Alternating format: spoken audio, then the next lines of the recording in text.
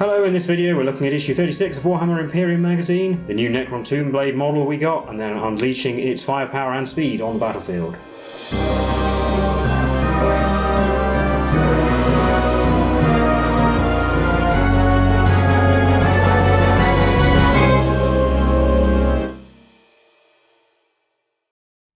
Hello, I'm Will, this is Mike, we're the Tabletop Donkeys. Hello. And in this video we're bringing you issue 36 of Warhammer 40,000 Imperium magazine. This issue came with the first of 3 Necron Tomb Blade models. If you'd like to see this one on the battlefield, you can skip ahead using the timecode in the description. But first of all, we'll look through the issue contents. To start with, we have the background for Tomb Blades. These are Necron hover bikes armed with deadly weaponry, which you can see the 3 weapons they can be equipped with there described, and also some of the extra war gear that they can take that gives them various benefits. As usual, we have a battle record for them. You can give the unit a designation and also generate some attack patterns which they would use in combat. And we have a look at Necron flying units more generally. These are powered by propulsion systems incomprehensible to mankind and equipped with deadly eldritch weaponry. And they can also operate just as effectively in the vacuum of space, because obviously Necrons don't need to breathe or worry about any of that kind of thing. Here are some specific flying units. We've got the Doom Scythe, which are heavily armed attack aircraft. Tomb Blades we've already seen. And then the Night Scythe, which uses captive wormhole technology to teleport Necrons into battle. Then we have a short story here about some pilots of the Eldari craft worlds, Crimson Hunters, which are warriors that dedicate their lives to aerial combat with their deadly Nightshade interceptors, facing off against their dark kin, the Drakari, in their own impossibly fast aircraft. And then we have the build guide for the Tomb Blade. It's pretty easy to put together. It goes together nicely with a couple of things to note, like gluing on the cables. You have to be a bit careful because they're a little bit fiddly.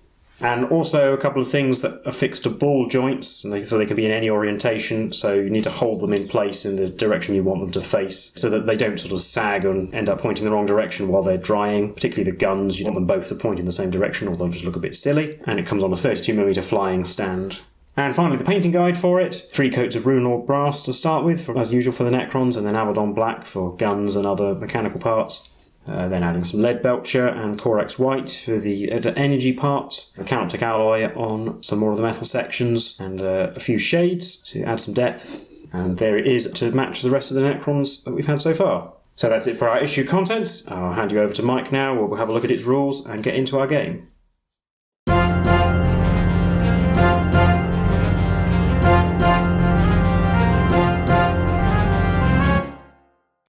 As usual, whenever we get a new model, we get a new data sheet. So we have the one here for the Tomb Blades. This gives you the full data sheet. Eventually we'll get a unit of 3, but I'll just go over the one we have now. They have a similar stat line to other Necrons, so weapon skill, ballistic skill 3+, strength 4, toughness 5, 2 wounds, 1 attack, leadership 10, a 4+ save. But they do have a 14-inch move, so much speedier than any of the other Necron models. So the one we have is the one with the twin Gauss Blaster and Shadow Loom. The twin Gauss Blaster is exactly the same gun as the Immortals have, but it has twice as many shots because there's 2 of them, and the Shadow Loom gives that specific model a 5+ invulnerable save. The other 2 don't have that, unfortunately. And also notes that the whole unit is equipped with shield rain, so it actually has a 3+ save, as you can see there. And it has living metal, reanimation protocols, and command protocols, which most of the other Necron stuff has. And also has another rule called evasion engrams, which whenever someone tries to shoot at it, they have -1 to hit. It is actually a biker, so there's also some interactions with the structures we have, the ruins. So because it can fly, it can go on top on the upper levels, which bikers normally can't, but it won't receive any cover from being on the lower level either. And it is a core unit.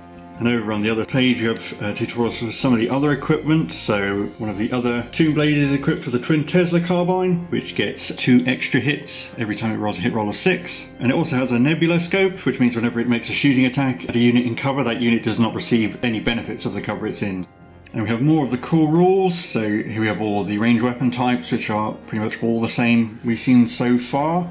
But there is something new on the next page called Big Guns Never Tire, which means that vehicles or monster units, like the Tomb Spider, can shoot their range weapons while they're in engagement range, but they can only shoot at the unit they're engaged with. So it's similar to units with pistols, although if they're shooting a heavy weapon, they do get -1 to hit when resolving the attacks with it, while enemy models are within engagement range. And if they have multiple weapons, the vehicle or monster can target other units outside of engagement range, but it can only make those attacks once, or if the units he's engaged with are dead. So if you have a tank with a big turret, you want to shoot at something else, you can still target something and hope its other guns kill whatever's tying it up. And then you have look out certain blast weapons, which are the same as you've seen before.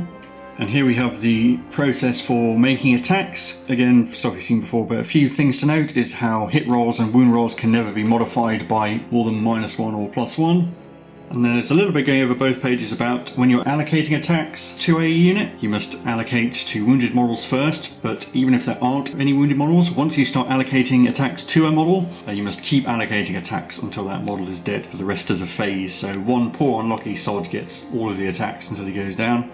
And now we can get on to our mission for this issue. So background here, capture the Forge. So today we'll be fighting over Forge Monathia, one of Tsiphos Prime's many ammunition foundries, which the Necrons are attacking obviously to try and starve the Imperium of resources, and the Mechanicus are going to try and defend, obviously to keep the Xenos invaders from taking their planet. And here we have the next mission in the Scout Mission Pack, Battle for the Forge. And you can see in the map we have deployment zones in the bottom left and top right, with the Mechanicus in the bottom left. It's a 3-inch rectangle in the lower left quadrant. We have 3 objectives this time, one in the centre of the battlefield and then the other 2 8 inches away diagonally for it on the axis opposite to the deployment one. And for our forces, for the Necrons we have the Royal Warden, the Technomancer, 10 Necron Warriors and the new Tomb Blade. And then for the Mechanicus we have the Tech Priest Dominus, the Tech Priest Engineer, the 10 Skitarii Rangers and the Cataphrone Destroyer. The objective is a progressive objective called Hold the Forge, and at the end of each player's turn, the player's whose turn is scores a victory point for each objective they control. You cannot score this objective in the first battle round, and the game lasts 5 battle rounds. The Necron player will begin deployment, so we'll come back once you finish deploying and you can get straight into the first battle round. And here we are on the battlefield, and our forces deployed. There's objective number 2 there in the middle, objective number 3 tucked into this ruin down here, and objective number 1 is concealed by this ruin up here on the top left. It is down there, also on the bottom floor. I go over my deployment down here in the bottom left. From left to right I have the Cataphrone Destroyer, the Tech Priest Dominus, the 10 Skitarii, and then the Tech Priest Engines here, just here tucked in behind. And then for my deployment, from left to right, we've got the big unit 10 Necron Warriors. I've gone with the Gas Flayers again for a long-range shooting duel with the Skitarii. The Royal Warden and the Technomancer in the middle, and then the new Tomb Blade on the right-hand side as you see it. And we're going to be rolling off to see who gets to go first in the first battle round. I win the roll-off, so I'm going to choose to go first, so I'll head into Mechanicus turn 1. So at the start of the battle round, my Rangers are going to make their 3-inch Ranger move to get them closer to the objective, but probably most importantly gets the arc rifle in rapid fire range. And this happens before my turn starts, so they don't get the penalty for firing a heavy weapon. And I'm going to pick the Bulwark Imperative, so all of these Skitarii will get +1 save and -3 inches of movement. And for my Canticle I'm going to pick Shroud's Arm, which will give the 2 Tech Priests and the Cataphrone the benefits of light cover.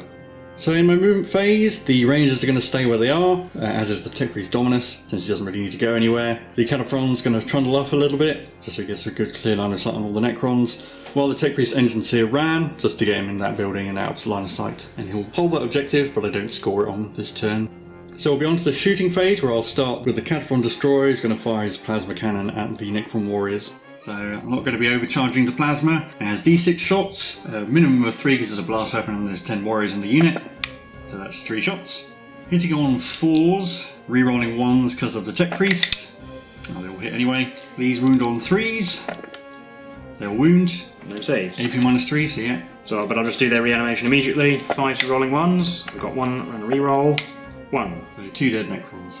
So we take 3 off the back, but then I'll reanimate 1 over here, closer to objective 1.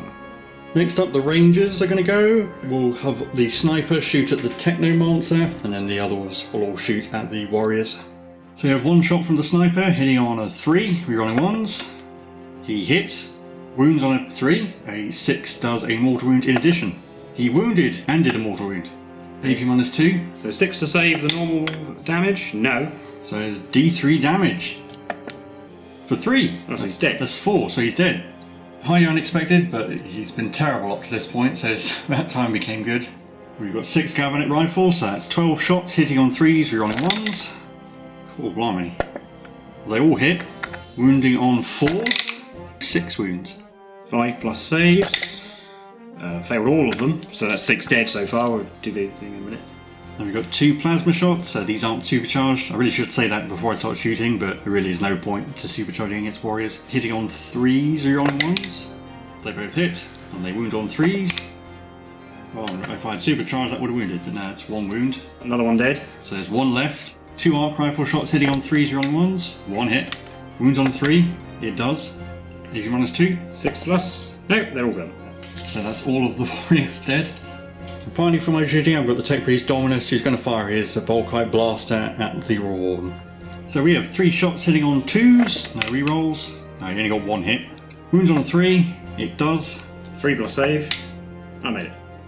Well, that's the end of my turn. No objective scoring, but I don't think that's going to be too relevant. Yeah, I don't think there's any point carrying on with this particular game because, well, I can move and shoot and maybe do a bit of damage, but then I can't score anything in the first battle round, and then all that shooting will happen again against my 2 models. So I think we'll call this an AdMech victory, and we'll definitely do another game, and we'll let the Necrons go first.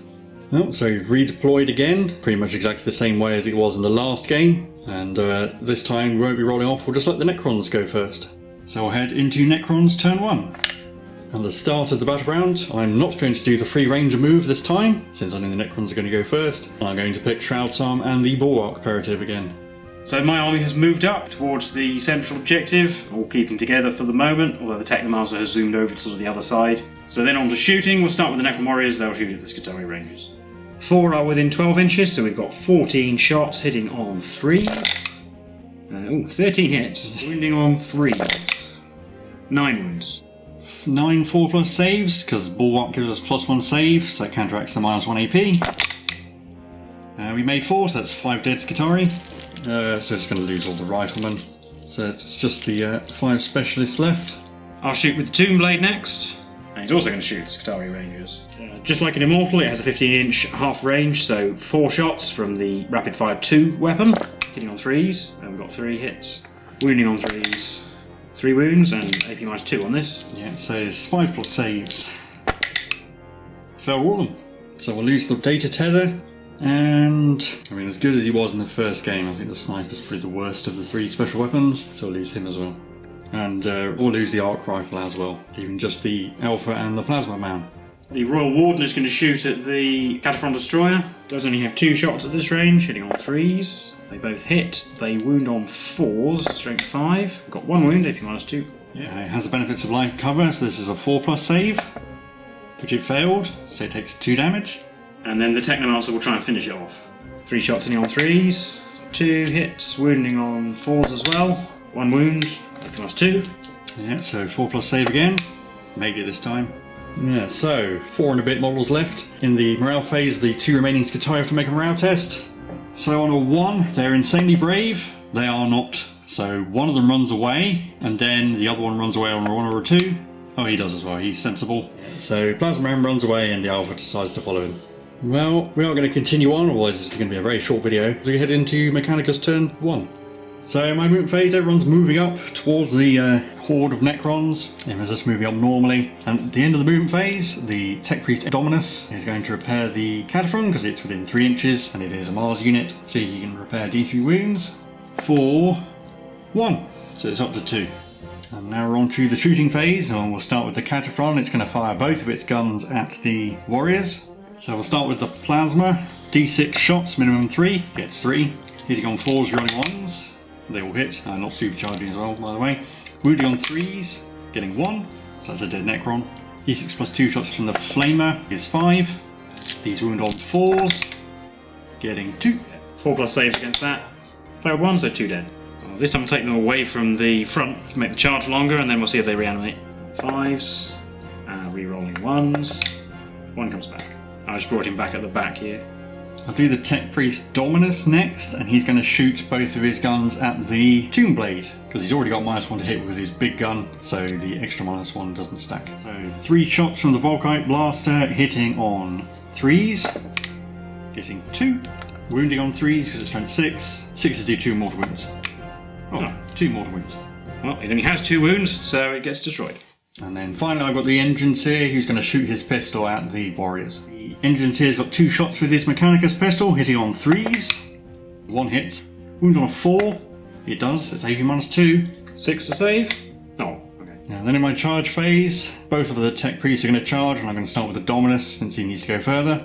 Needs a pretty decent roll, and he's just charging the warriors only. A 7, don't think that's quite enough. That's definitely not enough. He would have needed an 8, so the engine here is also going to charge just the warriors. He needs about a 6, or he gets a 12. So he's going to finish his charge like that. Unfortunately, he can't get over that little bit of pipe to get towards the Royal Warden. So he'll just have to put both of his attacks into the warriors. So I'll use the red dice as the servo arm. Both of these attacks hit on 4s. The servo arm hits. This one wounds on a 2. It does. It's AP -2. 6 to save. No. He smashes a warrior, but does he stand back up again? No. I'll kill that one. Now the Necrons get to fight back. Yeah, so we piled in, we can get 7 in range. These hit on 3s. 6 hits. Wounding on 4s. 5 wounds. So 3 plus saves for the engines here. He failed 2. So he's down to 2 wounds. And then we'll just consolidate a bit as well, just to move these warriors further that direction. And that'll be the end of battle round 1. We'll head into Necron's turn 2. And before the Necrons can move, I get to pick a canticle, and I'm going to pick Litany of the Electromancer, so all 3 of my morals are -1 to hit in melee. In my command phase, we will select the warriors, being the only core unit, for adaptive strategy from the Royal Warden, and then the Technomancer will try and bring some of them back with rights of reanimation. There are 2 missing. He brings D3 back because they're warriors, so they both come back. So with all 10 warriors back, they'll move into the middle of the board, the Royal Warden behind them, and the Technomancer is just shifted a tiny bit, so he gets within range of Objective 1, which you can't see from there, but it's kind of here behind the wall. On to the shooting phase, the Royal Warden's going to shoot at the Cataphront Destroyer. 4 shots hitting on 3s, 3 hits. Wounding on 4s, 3 wounds and -2. 5 plus saves. Yeah, it's dead. Took 6 damage. Then the warriors are going to shoot at the Tech Priest Dominus. 20 shots hitting on 3s. 11 hits, wounding on 5s. 5. 5 2 plus saves because the Dominus is in cover. Oh, he failed 3. The Dominus is down to 2 wounds. And that leaves the Technomancer. He will shoot at the Tech Priest Engine Seer over here. 3 shots hitting on 3s. Oh, they all miss. And I won't declare any charges. So at the end of my turn, I take control of objectives 1 and 2 for 2 victory points. Yeah, and we're going to call that a Necron victory, so I'm just going to concede. Both my characters can self-repair, but to be honest, it's going to be an endless dance of them trying to kill all the warriors, and the Necrons will just get so many victory points, so I think it'll be irrelevant. Since I can only get a max of 2 a turn, so we'll call that one a Necron victory. And I think we'll leave it there, and I'll recap both these games for you now. Well, those were some games for issue 36 of Warhammer 40,000 Imperium magazine. How did you think those went? Well, it depended entirely on who went first, it seemed. Actually, calling the first one a game is pretty generous, seeing as you didn't get to do anything. Once you kill the warriors or the Skitarii, you just don't have enough left, really, to make a difference. Don't have enough units. I think I got lucky to shoot all of the warriors to death. I did roll really well for the galvanic rifles, and my sniper actually did something. Certainly for the first time, hopefully not the last.